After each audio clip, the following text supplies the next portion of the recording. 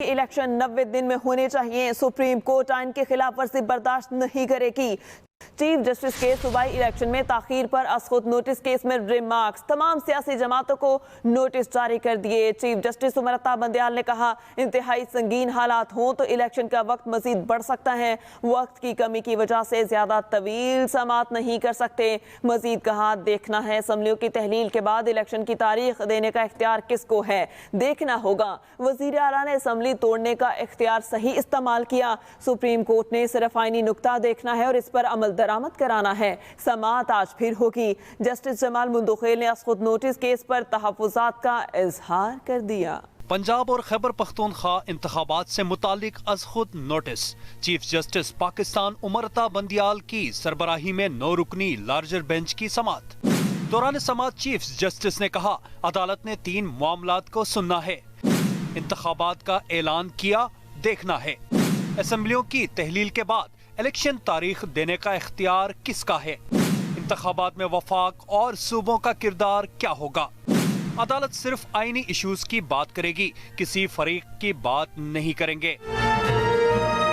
Justice Jamal Khan Mandokhail ने अज़खुद notice पर तहफ़्फ़ुज़ात का इजहार किया और कहा, इन हालात में राय है ये केस 184(3) का नहीं बनता। चीफ जस्टिस ने कहा, अज़खुद नोटिस बाद में लिया, पहले स्पीकर्स की दरख्वास्तें दायर हुई। इंतखाबात का इशू वजाहत तलब है, वक्त कम है, लंबी समाअत नहीं कर सकते। चीफ जस्टिस ने कहा, हम सिर्फ चंद जरूरी बातों तक महदूद रहेंगे। हाई कोर्ट में मामला ज़ेरे इल्तवा था मगर कोई फैसला नहीं हो पा रहा था। आर्टिकल 224 कहता है 90 रोज में इंतखाबात होंगे। जस्टिस मुनीब अख्तर ने कहा, यहाँ इशू सिर्फ ये है कि असेंबली की तहलील कैसे हो सकती है और आम इंतखाबात कैसे होंगे। जस्टिस अतहर मिनल्लाह ने सवाल उठाया, अदालत इस चीज का भी जायजा ले, क्या असेंबली आइन के मुताबिक तहलील हुई या नहीं। अवाम ने अराकीन को 5 साल का मैंडेट दिया था, क्या कोई वजीर आला सियासी रहनुमा की ख्वाहिश पर असेंबली तोड़ सकता है। जायजा लिया जाएगा कि अवामी मैंडेट की खिलाफ वर्जी तो नहीं हुई। जस्टिस मंसूर अली शाह ने कहा, अगर अदालत इस नतीजे पर पहुंचती है असेंबली की तहलील दुरुस्त नहीं तो असेंबली बहाल करके भी आईनी इश्यूज से निकला जा सकता है। अदालत ने attorney general, advocate generals, Pakistan bar council के वाइस चेयरमैन, हुकूमत में शामिल तमाम जमातों, इलेक्शन कमीशन, सूबाई चीफ सेक्रेटरीज और गवर्नर्स के प्रिंसिपल सेक्रेटरीज को नोटिस जारी करते हुए समाअत जुमे तक मुलतवी कर दी। साथ ही रिपोर्टर वकास अहमद के हमराह मियां Aqeel Afzal, Express News, Islamabad. Justice Mazahir Ali Naqvi के खिलाफ सुप्रीम कोर्ट जुडिशल में रेफरेंस दायर कर दिया गया। रेफरेंस वकील मियां दाऊद एडवोकेट की जानिब से इनफरादी तौर पर जमा कराया गया। सुप्रीम कोर्ट के जज पर मिसकंडक्ट और नाजायज असासे बनाने का इल्जाम आयद किया गया। जस्टिस मज़ाहिर अली नकवी के खिलाफ सुप्रीम कोर्ट जुडिशल काउंसिल में रेफरेंस दायर कर दिया गया। रेफरेंस वकील मियां दाऊद एडवोकेट की जानिब से इनफरादी तौर पर जमा कराया गया। सुप्रीम कोर्ट के जज पर मिसकंडक्ट और नाजायज असासे बनाने का इल्जाम लगाया गया। जस्टिस मज़ाहिर अली नकवी के खिलाफ सुप्रीम कोर्ट जुडिशल काउंसिल में रेफरेंस दायर कर दिया गया। ये रेफरेंस वकील मियां दाऊद एडवोकेट की जानिब से इनफरादी तौर पर जमा कराया गया। पाकिस्तान बार काउंसिल ने असखुद नोटिस केस के 9 रुकनी लार्जर बेंच पर अदम एतमाद कर दिया। एलामिये में कहा गया, उम्मीद है जस्टिस मज़ाहिर अली नकवी रज़ाकाराना तौर पर खुद को बेंच से अलग कर लेंगे। जस्टिस काजी फाइज ईसा और जस्टिस तारिक मसूद को बेंच में शामिल करने से गैर जानिबदारी और न्यूट्रलिटी आया होगी। पाकिस्तान बार काउंसिल ने असखुद नोटिस केस के 9 रुकनी लार्जर बेंच पर अदम एतमाद का इजहार कर दिया। एलामिये में कहा गया, उम्मीद है जस्टिस मज़ाहिर अली नकवी रज़ाकाराना तौर पर खुद को बेंच से अलग कर लेंगे। जस्टिस काजी फाइज ईसा और जस्टिस तारिक मसूद को बेंच में शामिल करने से गैर जानिबदारी और न्यूट्रलिटी आया होगी। मुस्लिम लीग नून की चीफ ऑर्गेनाइजर मरियम नवाज कहती हैं, इमरान खान ने जेल भरो तहरीक में कारकुनान को आगे करके खुद जमानत ले ली। टांग से प्लास्टर इसलिए नहीं उतर रहा ताकि अदालतों का सामना न करना पड़े। लोगों के लिए जेलें, अपने लिए बेलें। पहली जेल भरो तहरीक देखिए जिसमें पुलिस माइक पे ऐलान कर रही है कि प्लीज अल्लाह का वास्ता गिरफ्तारी दे दो। जब इनको पता लगा कि पुलिस गिरफ्तार करने आ गई है तो आगे आगे ये भाग रहे थे, पीछे पीछे पुलिस भाग। उस दिन इतना के 5 महीने से टांग पे प्लास्टर लगा के बैठा हुआ है। वो प्लाजे जो तुमने लूट मार करके बनाए थे उनका भी प्लास्टर उतर गया, इसका प्लास्टर उतरने का नाम नहीं ले रहा। नवाज शरीफ को बीमारी का ताना देने वाला अल्लाह की शान देखो, आज इस डर से प्लास्टर नहीं उतार रहा कि उसको कानून के सामने पेश होना पड़ेगा। मैं शहबाज शरीफ साहब से भी कहती हूँ, इस लंगड़ी लूली इमरान की बची खुची हुकूमत की परवाह ना करें, कौम परेशान करें और उन मुजरिमों को कटहरे में खड़ा करें, इनसे जवाब लें कि नवाज शरीफ के तरक्की करते हुए पाकिस्तान को आज तबाही के धाने पे क्यों लाकर खड़ा किया। साबिक वजीर आज़म इमरान खान कहते हैं मरियम नवाज जजेस पर तनकीद करके इदारों पर दबाव डालने की कोशिश कर रही हैं। इलेक्शन कमीशन ने हर वो फैसला दिया जिससे PTI को नुकसान पहुंचे। कारकुनान को मुख्तलिफ शहरों की जेलों में मुंतकिल करने पर तहरीक पर कोई फर्क नहीं पड़ेगा। क्या सुप्रीम कोर्ट के जजेस के खिलाफ इस तरह की जुबान इस्तेमाल करने की किसी को इजाजत है? क्योंकि सिर्फ आप इलेक्शन से भाग रहे हैं, आपको पता कि अवाम आपके साथ नहीं है। सिर्फ उससे बचने के लिए पूरा प्रेशर डाला हुआ है इन्होंने पाकिस्तान की अदलिया पे, और सिर्फ एक मकसद है इनका कि 90 दिन में इलेक्शन ना हो।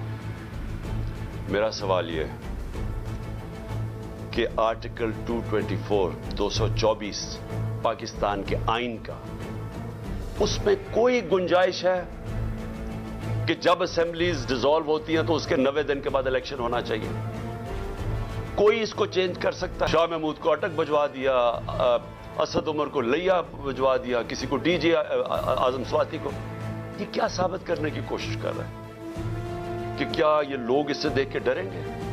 अगर इसको देख के डरते जो आज पेशावर में पब्लिक निकली है ऐसे निकलती, अपना पैसा बाहर भिजवा दिया, 1100 अरब रुपए के करप्शन केसेस माफ करवा लिए अपने, और कौम को कहते हैं कि ओह अभी आपके इम्तिहान खत्म नहीं हुआ, अभी मजीद और महंगाई आने वाली है।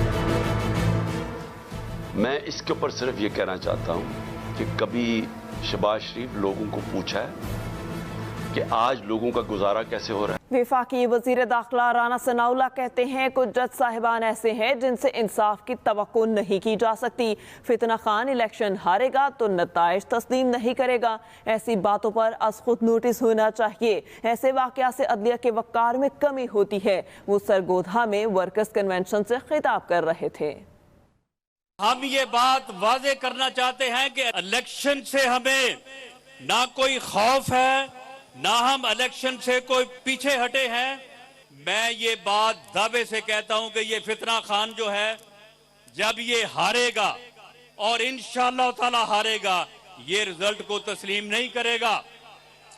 ये दोबारा से लॉन्ग मार्चेस करेगा, दोबारा से जो है वो मुल्क में अफरा तफरी और अनारकी के लिए ये जो है ये दोबारा अपना काम शुरू करेगा। पेशावर में PTI की जेल भरो तहरीक में किसी भी गिरफ्तारी नहीं हो सकी। कारकुन पूरा दिन नारेबाजी करते रहे और पार्टी कायदीन ने शाम को सेंट्रल जेल के सामने धरना खत्म कर दिया। तफसीलात बता रहे हैं एहतशाम बशीर। पेशावर में तहरीक इंसाफ की जेल भरो तहरीक का नया मोड़, किसी कारकुन ने गिरफ्तारी नहीं दी। इलेक्शन की तारीख न देने पर जेल भरो तहरीक पेशावर में शुरू जरूर की गई। पार्टी के सूबाई सदर परवेज खटक, असद कैसर, साबिक सूबाई वज़रा और अरकान असम्बली गिरफ्तारी देने कारकुनों के हमरा GT रोड पहुंचे। पार्टी रहनुमाओं के खिताब के बाद कारकुन सेंट्रल जेल के सामने जमा हो गए। कायदीन ने गिरफ्तारी देने के लिए सेंट्रल जेल जाने की कोशिश की, लेकिन पुलिस ने रास्ता रोक लिया। साबिक अरकान असम्बली जेल के बाहर खड़ी वैन पर बैठ गए, लेकिन कुछ देर बाद वैन से उतर गए। शोर शराबे, नारेबाजी और सेल्फियों के बाद शाम को जेल के बाहर धरना खत्म करने का ऐलान कर दिया गया। इस इम्पोर्टेड हुकूमत के खात्मे की ये शुरुआत है, इंशाल्लाह ये जदोजहद जारी रहेगी। पुलिस के मुताबिक किसी रहनुमा और कारकुन को गिरफ्तार नहीं किया गया। Ehtesham Bashir, express news Peshawar. दूसरी जानिब PTI रहनुमा फवाद चौधरी की तनकीद, कहते हैं जो जज लगता है हुकूमत के खिलाफ फैसला देगा, इसके खिलाफ रेफरेंस दायर कर दिया जाता है। बार एसोसिएशंस को स्टैब्लिशमेंट का हिस्सा नहीं होना चाहिए। बार को चाहिए हुकूमत और अपोजिशन पर चेक एंड बैलेंस रखे। जज थोड़ा सा भी लगता है कि हुकूमत के खिलाफ फैसला देने की कैपेसिटी रखता है, उसके खिलाफ एक कैंपेन शुरू कर दी जाती है। जज साहबान को भी बताना चाहता हूँ, आपकी ताकत जो है वो वकील ही है। आप अपने आप को ये ना समझें कि कोई हम दूसरी तरफ चले जाएंगे, एस्टैब्लिशमेंट की बातें मानना शुरू हो जाएंगे, तो आपकी ताकत और कुर्सियां बच जाएंगी। यहाँ पे आपको हमेशा वकीलों ने सपोर्ट दी है तो आप बचे हैं, और अब भी वकील ही आपके पीछे खड़े होंगे तो आप बचेंगे, वरना आपका इदारा खत्म। वज़ीर आज़म शहबाज शरीफ ने अपेक्स कमेटी का इजलास आज बुला लिया। इजलास में अमन व अमान की सूरत हाल का जायजा लिया जाएगा। नेशनल अपेक्स कमेटी का इजलास दोपहर 3 बजे होगा, जिसमें अस्करी हुकाम और सिक्योरिटी अदारों के सरबराहान शरीक होंगे। इजलास में हालिया दहशतगर्दी की लहर, सूबाई अपेक्स कमेटी की रिपोर्ट का जायजा लिया जाएगा। दहशतगर्दों की रोकथाम के हवाले से तफसीली ब्रीफिंग दी जाएगी। मौसम बहार की आमद पर कराची में साहिल किनारे फ्लावर शो का इनेकाद किया गया और कुदरत के हसीन नज़ारे देखने के लिए शहरियों की आमद का सिलसिला जारी है। मज़ीद जानते हैं दुआ अब्बास से। रंग बिरंगे फूल, मसूर कुन खुशबू और नरमो नाजुक एहसास। कराची में पाकिस्तान की सबसे बड़ी फूलों की सालाना नुमाइश सज गई। मौसम बहार की आमद पर सीवीओ से मुतसिल ए.के. खान पार्क में हॉर्टिकल्चरल सोसाइटी ऑफ पाकिस्तान के ज़ेरे एहतमाम फ्लावर शो का एहतमाम किया गया है। नुमाइश में मुख्तलिफ इक़साम के हजारों पौधे और फूल रखे गए हैं।